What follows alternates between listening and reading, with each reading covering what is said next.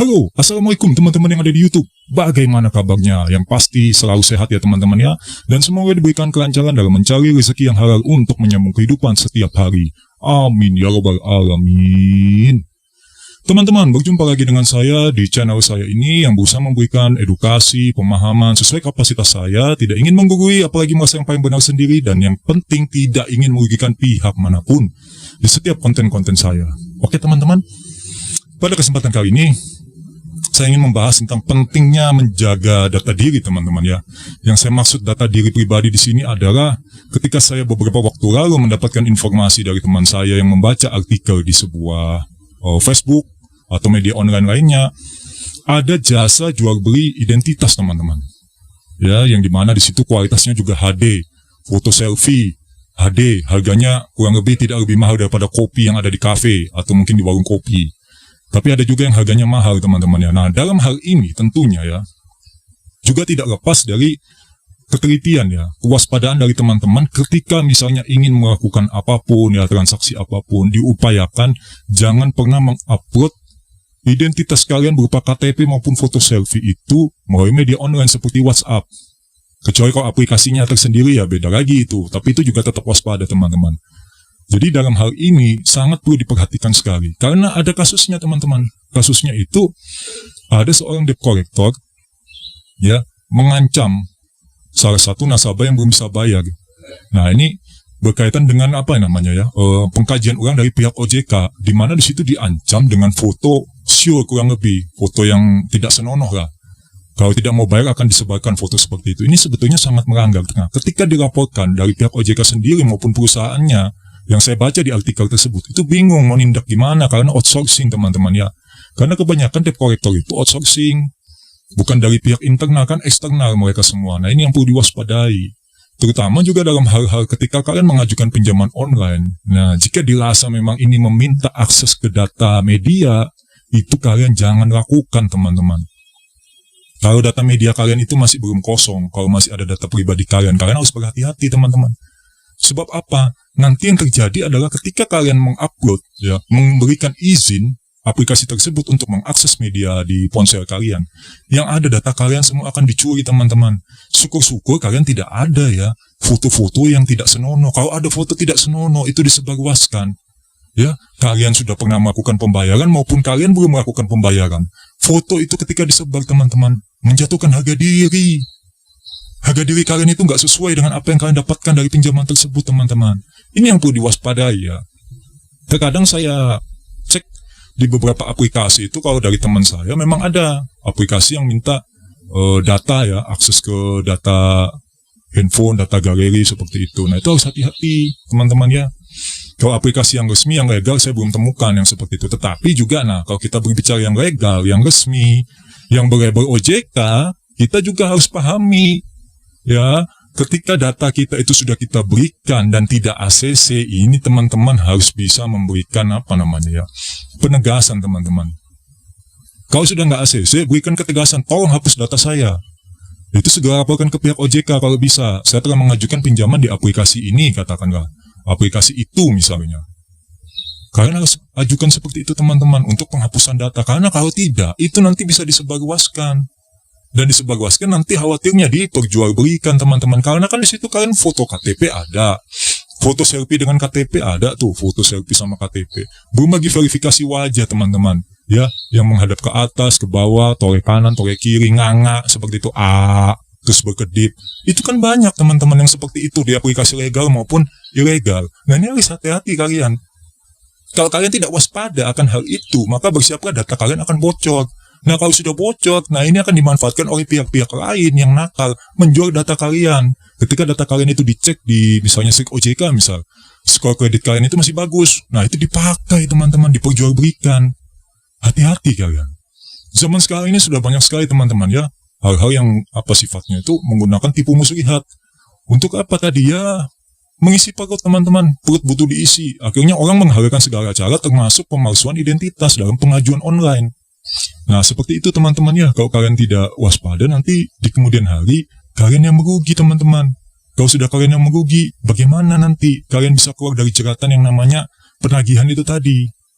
Sudah sering saya bahas di video-video saya sebelumnya, Jangan pernah takut didatangi debt collector. Saya tidak ingin mengulangi lagi teman-teman, nanti kalian bosan.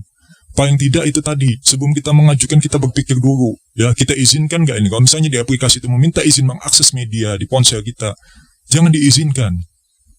Nanti kalau data kalian sudah dicuri, kalian yang menyesal. Ya, sudah terlanjur dicuri, bagaimana mau dikembalikan? Walaupun itu data. Seperti itu teman-teman cara berpikirnya ya.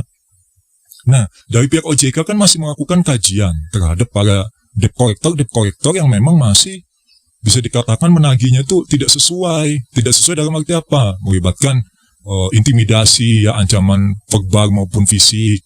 Nah, ini masih dikaji, tapi pertanyaannya sampai kapan dikajinya? Sampai menunggu berapa korban lagi? Yang di tahun 2022 kemarin itu sudah beberapa orang itu sampai rela bunuh diri teman-teman karena belum bisa melakukan pembayaran di pinjaman online. Menunggu korban sampai berapa kira-kira? Ya, semoga dengan hal ini, kita semua sadar diri, kita juga mencegah hal-hal seperti itu terjadi. Jika dirasa kalian misalnya memang butuh dana, ya kan, paling nggak carilah aplikasi yang memang sifatnya syariah, ya. Mungkin atau enggak cari koperasi-koperasi lain, ya kan, koperasi simpan pinjam atau koperasi perkumpulan, ya kan. Itu juga ada yang tanpa jaminan teman-teman yang saya tahu. Itu insya Allah lebih aman ketimbang kalian melakukan pinjaman di pinjaman online. Walaupun banyak orang yang memilih Garbay, ya, tidak serta-merta pun mereka akan menutup perusahaan mereka, teman-teman. Mereka yang ada tetap gencar melakukan penagihan. Memang yang lain belum disempat ditagih, itu menunggu giliran saja. Karena nggak mungkin mereka akan mengeluarkan dana lebih membayar para debt collector lapangan itu untuk datang ke setiap lokasi, ke setiap rumah, setiap alamat, para debiturnya yang belum bayar. Tidak mungkin, mereka pasti sudah ada target sendiri. Sudah ada juga namanya jadwal sendiri. Minggu ini kita ke rumah si A, minggu depan kita ke rumah si B, minggu depannya lagi ke rumah si C. Nah, itu nanti menunggu saja.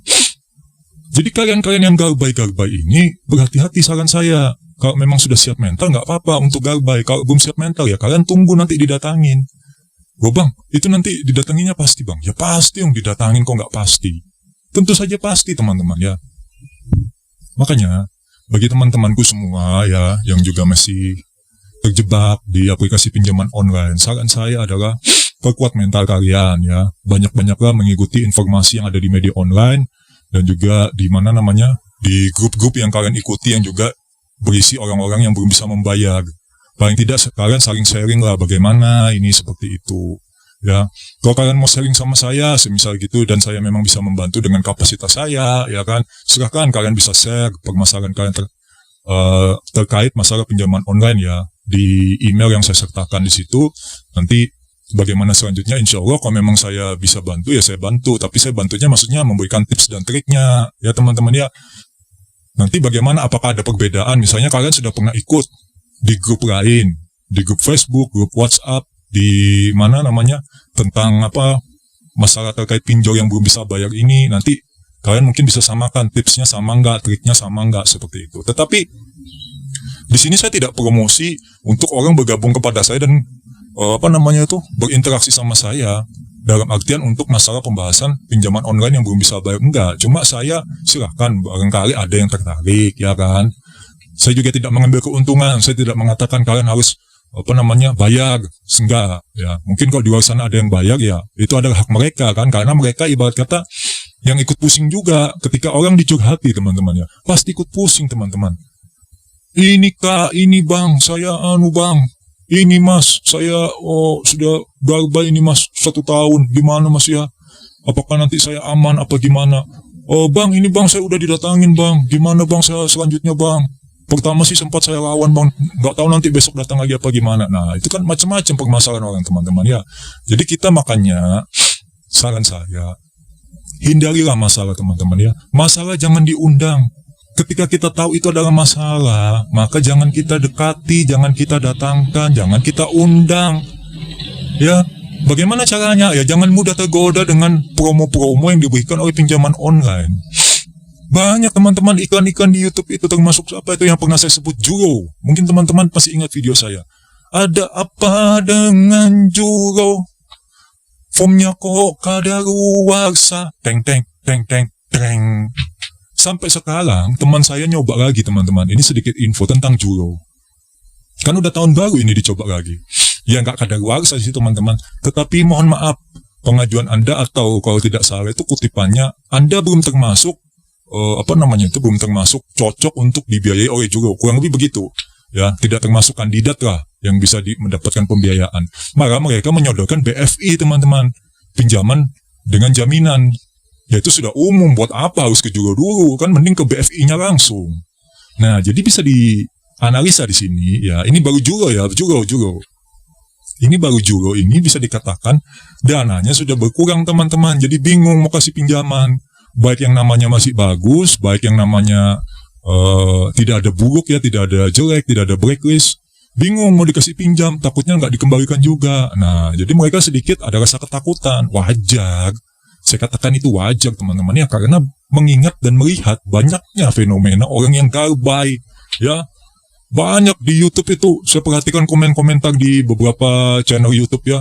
Kita galbay nasional, kita gerakan galbay aja, nggak usah bayar, kita miskinkan pinjau-pinjau di Indonesia. Waduh, ngeri teman-teman. Tetapi ya memang itu adalah hak dari setiap orang. Saya tidak melarang untuk kalian galbay, tetapi resiko dan juga konsekuensinya kalian juga harus siap menghadapi. Kalian tidak boleh menyalahkan siapapun, karena itu yang kalian pilih. Ketika kita memilih untuk mendatangkan masalah, maka kita harus siap ketika masalah itu datang. Kita nggak boleh nyalain, waduh gimana ini bang, kok masalah datang, ya, semisal kita punya gaji kita itu cuma 1.500.000 misalnya ya, saya katakan 1.500.000 semisal, tapi kita melakukan pinjaman online itu sampai 10 juta. Nah, secara logika aja ini gimana membayarnya? Nah, itu loh, jadi kita harus memikir kapasitas kita, kemampuan kita ini gimana teman-teman. Bisa nggak kita membayar pinjaman yang telah kita ajukan tadi? Kalau tidak bisa, nah ini wassalam teman-teman. Siap-siap aja kalian selalu didatangi, tapi kalian harus berani ya, kalian harus pasang badan, jangan takut. Kalian berani meminjam, kalian harus berani ketika menghadapi debt collector itu. Ya, sudah sering saya katakan, mereka juga manusia ya. Debt collector itu juga manusia teman-teman, makan nasi juga, minum kopi, yang ngerokok juga mereka itu. Jadi nggak perlu takut kalian ketika kalian didatangi, hadapi saja ya. Kalau mereka nanti tidak bisa sopan, usir aja dari rumah, nggak usah pusing-pusing. Usir aja dari rumah langsung, misalnya mereka ngomel, kalian usir mereka, tutup pintu, kunci, mereka gedok-gedok biarin. Nanti tetangga kanan kiri kan pasti nanti ngomel. Kalau kalian diomeli sama tetangga kanan kiri, nggak usah malu teman-teman. Jangan malu nanti, aduh malu aku sama tetangga kanan, tetangga kiri, gimana nih? Nggak usah. Toh kalian juga selama ini nggak ngambil barang milik tetangga kalian ketika kalian nggak punya uang kan? Nah ya sudah, gitu teman-teman ya.